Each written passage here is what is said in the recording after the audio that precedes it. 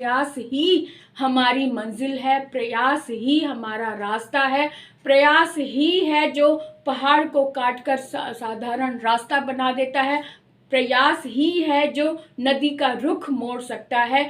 तो प्रयास को अपने जीवन में एक मोटिव बना लो, एक उद्देश्य बना। इन पंक्तियों से हमारे मन की निराशा दूर दूर तक छट जाती है, निराशा के बादल छट जाते हैं और हमें साफ साफ हमारी मंजिल दिखाई देने लग जाती है, क्योंकि हमारा प्रयास ही हमारा कर्तव्य है। प्रयास करते रहना मनुष्य का कर्तव्य है। जब तक सफलता ना मिले तब तक प्रयास करते रहो। पांव मिले हैं चलकर मंजिल की ओर जाने के लिए, हाथ मिले हैं कार्य करने के लिए, मस्तिष्क मिला है सोचने के लिए, रास्ता बनाने के लिए। तो निराशा की तो कहीं पर कोई स्थान ही नहीं है। इसलिए अपने तन का उपयोग करो, अपने मार्ग की ओर चलो, अपने विवेक से सोचो, रास्ता निकालो और प्रयास में लग जाओ।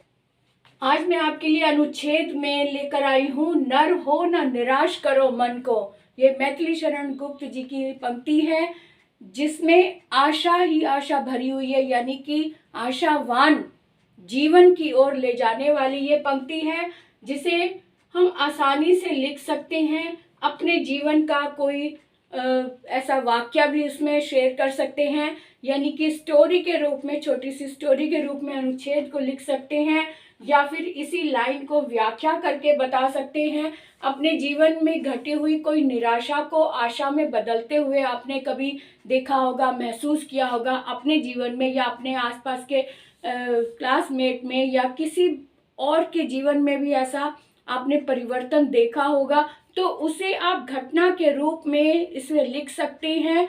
यही आपका अनुच्छेद बन जाएगा। अनुच्छेद जो है लघु कथा भी होती है। तो इसे हम कैसे कन्वर्ट करें अनुच्छेद में इस पंक्ति को, तो देखते हैं आज के एपिसोड में। नर हो न निराश करो मन को। तो अरुणा कालिया की क्लास में आपका स्वागत है। मैंने इसको इस तरह से दिया है, राष्ट्र कवि मैथिली शरण गुप्त जी की पंक्ति निराश मन को कर्मशील बनने की ओर उकसाती है। राष्ट्र कवि मैथिली शरण गुप्त की प्रस्तुत पंक्ति निराश मन को कर्मशील बनने को उकसाती है। नर अर्थात मानव के पास हाथ पांव होने के साथ साथ सोचने की अद्भुत शक्ति होती है।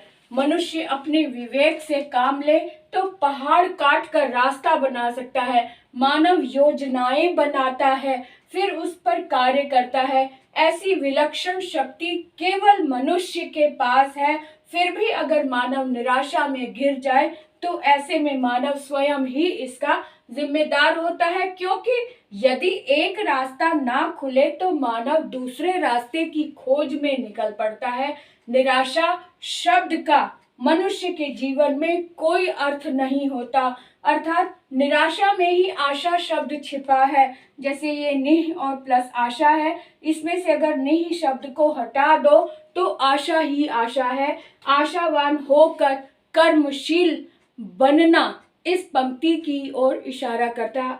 आशावान होकर कर्मशील बनने का संकेत इस पंक्ति में छिपा है। तो इस पंक्ति को और थोड़ा सा एक्सप्लेन करके, व्याख्यान करके हम इस अनुच्छेद को 100 शब्दों की ओर ले चलते हैं। 100 शब्द इसकी शब्द सीमा है और 100 शब्द को हम एक लघु कथा के रूप में आसानी से कन्वर्ट कर सकते हैं। अब आगे देखते हैं। ये पंक्ति को, इसी पंक्ति को पूर्ण करने वाली ये लाइन है, नर हो ना निराश करो मन को, काम करो कुछ काम करो, यह जन्म हुआ किसी अर्थ अहो, कुछ तो उपयुक्त करो तन को। तो इस पंक्ति को पढ़कर जब हम मनुष्य प्रयास करते हैं, हमारे मन की निराशा दूर दूर तक छट जाती है, निराशा के बादल छट जाते हैं और हमें साफ साफ हमारी मंजिल दिखाई देने लग जाती है, क्योंकि हमारा प्रयास ही हमारा कर्तव्य है। प्रयास करते रहना मनुष्य का कर्तव्य है। जब तक सफलता ना मिले तब तक प्रयास करते रहो। यह तन मिला है पाँव मिले हैं चलकर मंजिल की ओर जाने के लिए, हाथ मिले हैं कार्य करने के लिए, मस्तिष्क मिला है सोचने के लिए, रास्ता बनाने के लिए, तो निराशा की तो कहीं पर कोई स्थान ही नहीं है। इसलिए अपने तन का उपयोग करो, अपने मार्ग की ओर चलो, अपने विवेक से सोचो, रास्ता निकालो और प्रयास में लग जाओ। प्रयास जब बार बार होता है तो उसमें सफलता मिलती ही है। इन पंक्तियों में यही अर्थ छिपा हुआ है। तो इसी अर्थ को मस्तिष्क में रख कर हम आगे बढ़ते हैं, इस अनुच्छेद को पूरा करते हैं। नर हो न निराश करो मन को, कुछ काम करो कुछ काम करो, यह जन्म हुआ किसी अर्थ हो, कुछ तो उपयुक्त करो तन को।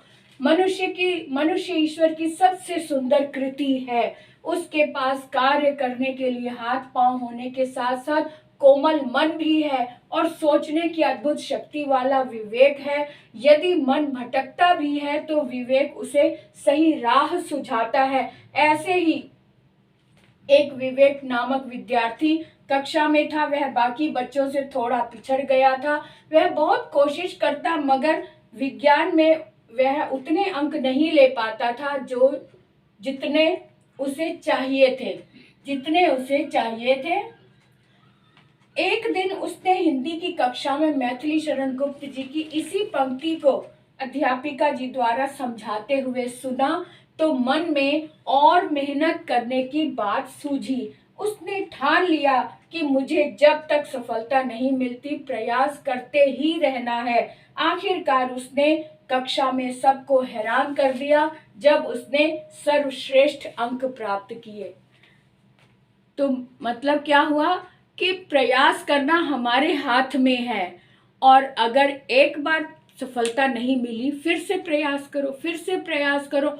प्रयास ही हमें हमारे कार्य की ओर ले जाता है, हमारे मंजिल की ओर ले जाता है। इसलिए अगर एक बार नहीं उठते, नहीं बात बनी, फिर से प्रयास ही हमारी मंजिल है, प्रयास ही हमारा रास्ता है, प्रयास ही है जो पहाड़ को काटकर साधारण रास्ता बना देता है, प्रयास ही है जो नदी का रुख मोड़ सकता है।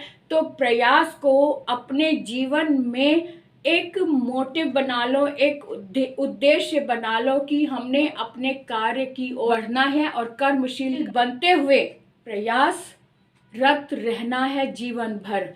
एक कार्य खत्म हुआ, दूसरे कार्य की ओर मन जो है, मस्तिष्क जो है हमें झुका देता है। दूसरा कार्य खत्म हुआ, तीसरे कार्य की ओर। यानी जिंदगी जब तक जिंदगी है प्रयास करते रहना ही हमारा उद्देश्य है। बस यही इसका मोटिव है। तो आज के वीडियो को यहीं विराम देते हैं, अगले वीडियो की ओर फिर से बढ़ते हैं और तब तक के लिए बाय बाय।